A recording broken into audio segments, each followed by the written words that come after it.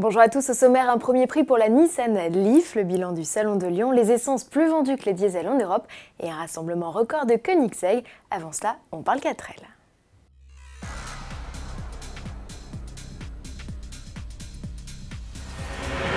Vous aimez les miniatures et vous adorez les Renault 4, ça tombe bien, Autoplus et Hachette lance une nouvelle collection de modèles réduits au 1,43e.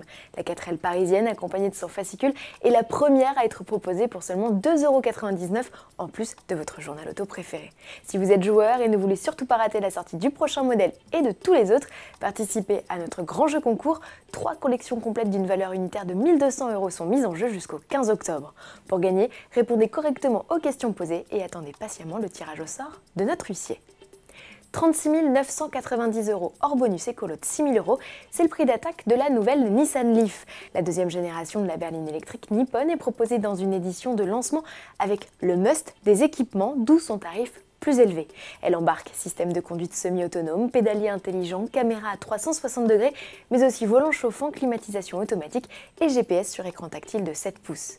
Équipée du bloc de 150 chevaux et d'une batterie de 40 kWh contre 30 sur la précédente, cette série baptisée 2.0 revendique une autonomie de 378 km. Ça, c'est en théorie, on a hâte de passer aux travaux pratiques.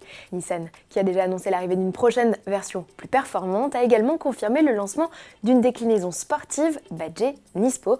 Présentée sous forme de concept, elle sera l'une des stars du salon de Tokyo qui ouvrira ses portes dès le 25 octobre prochain. Les premiers exemplaires de la Leaf 2 sont déjà sur les lignes de production et devraient être livrés début 2018 en France.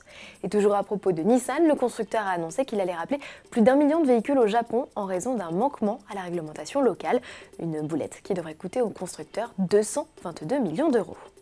En bref, le Salon de Lyon, organisé en alternance avec le Mondial de l'Automobile de Paris, vient de fermer ses portes. Bilan très satisfaisant pour les organisateurs qui enregistrent une hausse de 14% de la fréquentation avec 62 640 visiteurs sur 5 jours. Soulignons cette année un programme particulièrement alléchant tant sur la qualité des véhicules exposés que des animations proposées. Pour la première fois depuis 2009, en Europe, les véhicules essence totalisent plus de ventes que les diesels. Leur part de marché s'établit à 48,5% contre 46,3% pour les mazout, selon l'Association européenne des constructeurs automobiles. En France, on a dressé ce constat dès avril dernier. Et leur chute devrait encore se précipiter avec les hausses de taxes annoncées. Toujours en Europe, les motorisations alternatives atteignent désormais 5,2% de part de marché, en progrès de 36% comparé au premier semestre 2016. Les voitures hybrides restent les plus plébiscitées devant les modèles électriques et ceux fonctionnant au gaz ou à l'E85.